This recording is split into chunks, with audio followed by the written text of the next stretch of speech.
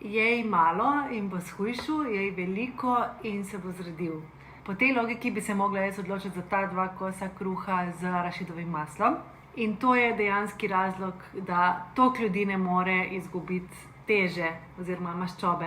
Ker se vedno odločijo za manjšo opcijo ali pa za neko majhno količino hrane, na primer 1 kos pice, avokado toast, skratka nekaj malega, kao zdravega, ampak ful kalorijsko bogatega. Majhno po volumnu, ampak zelo energetsko bogato. Tisti, ki uspešno hujšajo, vejo, da je treba jesti veliko hrane. Veliko hrane v svoji energijski bilanci. Daj vam povem, da to nima kaj dosti več kalorij kot to. Ampak to bo zasedlo veliko več prostora v mojem želodcu. Počasi se bo prebavljalo. Veliko dlje časa bom sita, ker če pojem to, bom lačna čez 5 minut.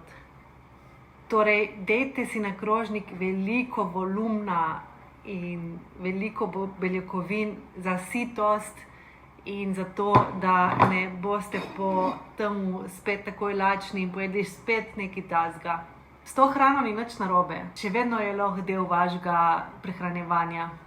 Hočem reči sam, ko ste na poti izgube maščobe, je boljše, da zberete nekaj tazga.